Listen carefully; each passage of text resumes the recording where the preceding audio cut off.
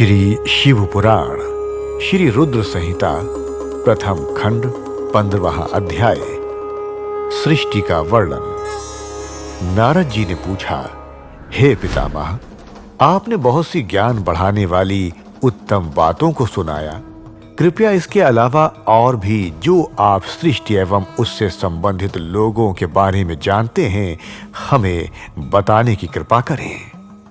ब्रह्मा जी बोले, मुने, हमें आदेश देकर जब महादेव जी अंतर्धान हो गए तो मैं उनकी आज्ञा का पालन करते हुए ध्यान मग्न होकर अपने कर्तव्यों के विषय में सोचने लगा। उस समय भगवान श्री हरि विष्णु से ज्ञान प्राप्त कर मैंने सृष्टि की रचना करने का निश्चय किया।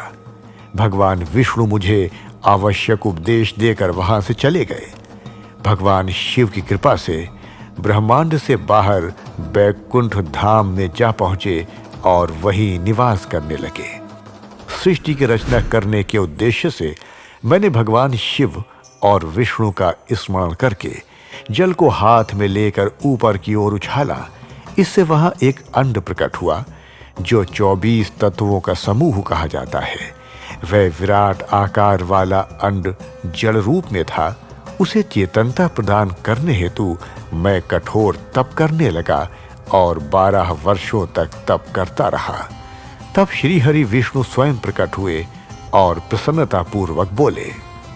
श्री विष्णु ने कहा, ब्रह्मांड, मैं तुम पर प्रसन्न हूं। जो इच्छा हो वो वर मांग लो। भगवान शिव की कृपा से मैं सब कुछ देने में समर्थ हूं। ब्रह्मा बोले, महाभाग, आपने मुझ पर बड़ी कृपा की है। भगवान शंकर ने मुझे आपके हाथों में सौंप दिया है। आपको मैं नमस्कार करता हूं। कृपा कर इस विराट 24 तत्वों से बने अंड को चेतना प्रदान कीजिए। मेरे ऐसा कहने पर श्री विष्णु ने अंत रूप धारण कर अंड में प्रवेश किया। उस समय उनके सहस्रों मस्तक, सहस्र आंखें और सहस्र पैर थे। उनके अंड में प्रवेश करते ही वह चेतन हो गया। पाताल से सत्यलोक तक अंड के रूप में वहां विष्णु भगवान विराजने लगे।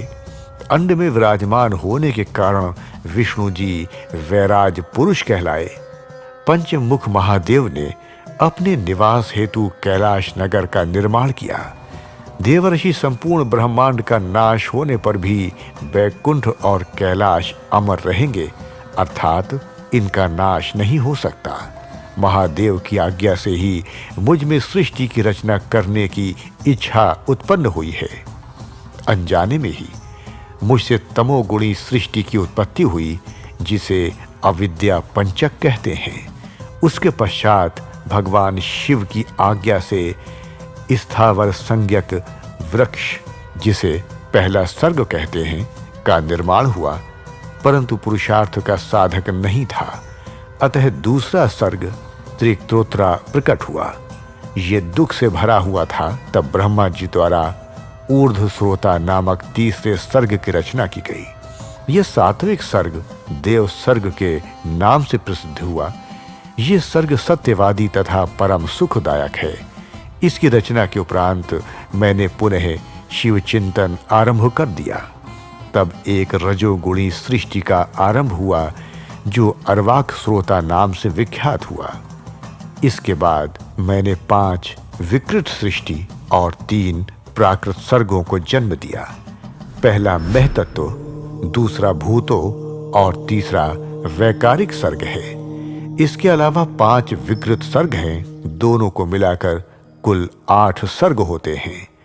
नवां कौमार सर्ग है, जिससे सनत सनंदन कुमारों की रचना हुई है।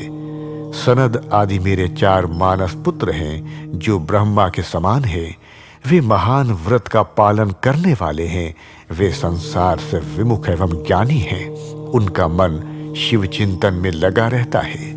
मुनि नारद, मेरी आज्ञा पाकर भी उन्होंने सृष्टि के कार्य में मन नहीं लगाया। इससे मुझ में क्रोध प्रवेश कर गया। तब भगवान विष्णु ने मुझे समझाया और भगवान शिव की तपस्या करने के लिए कहा। मेरी घोर तपस्या से मेरी भौहों और नाक के मध्य भाग से महेश्वर की 3 मूर्तियां प्रकट हुईं, जो पूर्णांश, सर्वेश्वर एवं दया सागर थीं और भगवान शिव का अर्धनारीश्वर रूप प्रकट हुआ। जन्म मरण से रहित परम तेजस्वी सर्वज्ञ नीलकंठ साक्षात उमा वल्लभ भगवान महादेव के साक्षात दर्शन कर मैं धन्य हो गया। मैंने भक्ति भाव से उन्हें प्रणाम किया और उन्हें प्रसन्न करने के लिए उनकी स्तुति करने लगा। तब मैंने उनसे जीवों की रचना करने की प्रार्थना की। मेरी प्रार्थना स्वीकारते हुए देवाधिदेव भगवान शिव ने रुद्र गणों की रचना की। तब मैंने उनसे पुनः कहा, देवेश्वर शिव शंकर, अब आप संसार की मोह माया में लिप्त ऐसे जीवों की रचना करें जो मृत्यु और जन्म के बंधन में बंधे हों। ये सुनकर महादेव जी हंसते हुए कहने लगे। शिव जी ने कहा, हे ब्रह्मा, मैं जन्म और मृत्यु के भय में लिप्त जीवों की रचना नहीं करूंगा, क्योंकि वे जीव संसार रूपी बंधन में बंधे होने के कारण दुखों से युक्त होंगे। मैं सिर्फ उनका उद्धार करूंगा, उन्हें परम ज्ञान प्रदान कर उनके ज्ञान का विकास करूंगा।